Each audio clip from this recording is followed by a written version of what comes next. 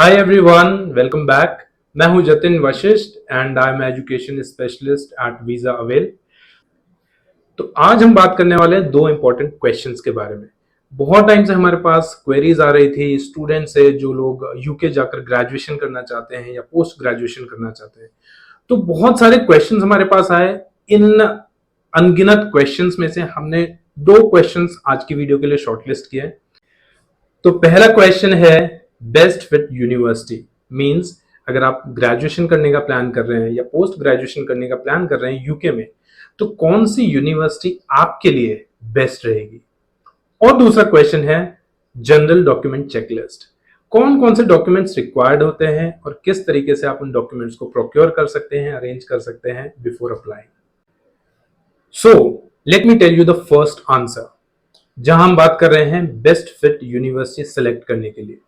तो जब भी आप कंफ्यूज्ड हैं और आपको नहीं पता है कि कौन सी यूनिवर्सिटी या कौन सा कॉलेज आपके एजुकेशन के अकॉर्डिंग बेस्ट रहेगा, तो आप इन चार फैक्टर्स को इंक्लूड कर सकते हैं। ये चार फैक्टर्स आपकी बहुत हेल्प करेंगे ये डिसाइड करने में कि कौन सी यूनिवर्सिटी आपको चूज करनी। तो पहला फैक्टर है फीस स्ट्रक्चर।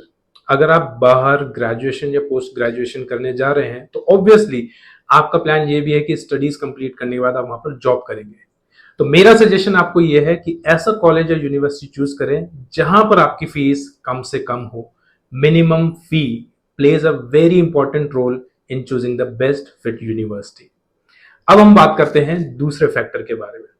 दूसरा फैक्टर है, ये भी एक बहुत इंपॉर्टेंट फैक्टर है, ये है लोकेशन ऑफ दैट कॉलेज और university.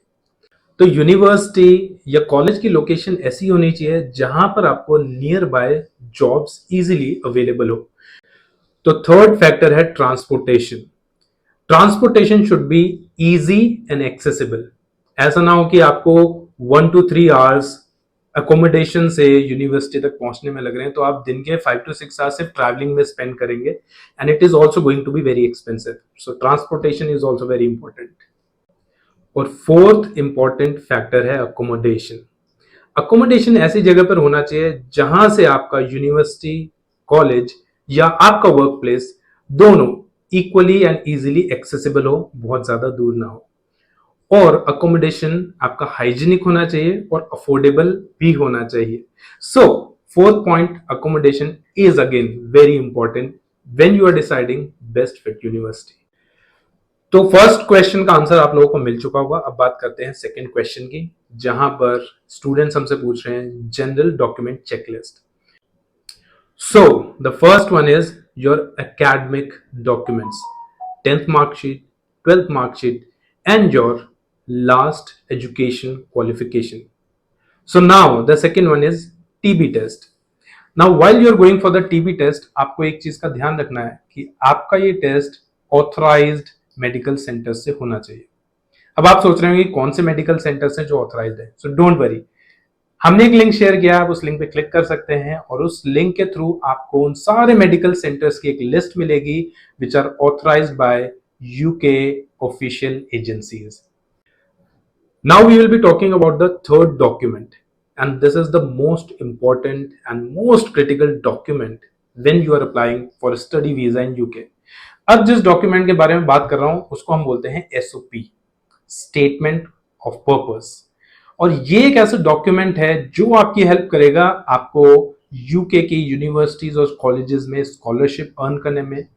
Plus SOP is the document जिसके बिहाफ पे कोई भी यूनिवर्सिटी या कॉलेज आपकी एप्लीकेशन को एक्सेप्ट करेगी।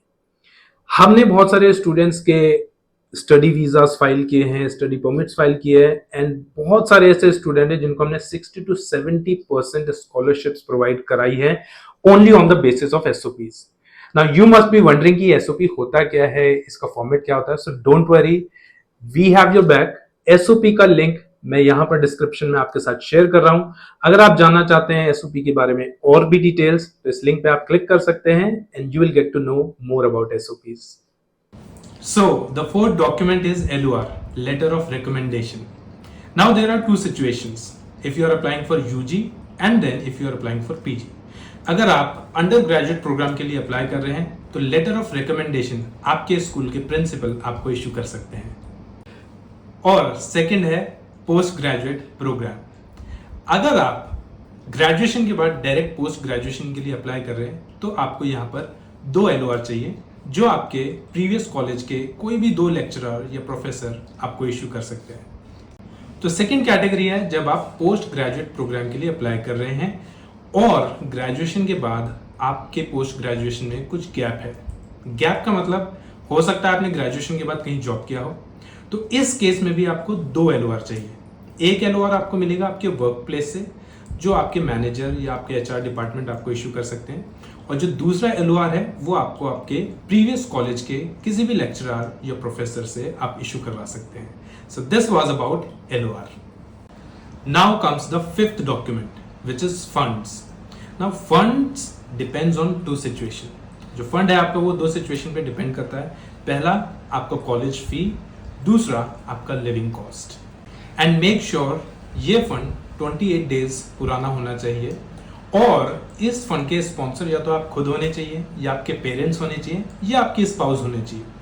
सो अब बात करते हैं 7 डॉक्यूमेंट के बारे में, जो है आपका बैंक स्टेटमेंट सर्टिफिकेट, जो आपको आपके ब्रांच मैनेजर इशू कर देते हैं।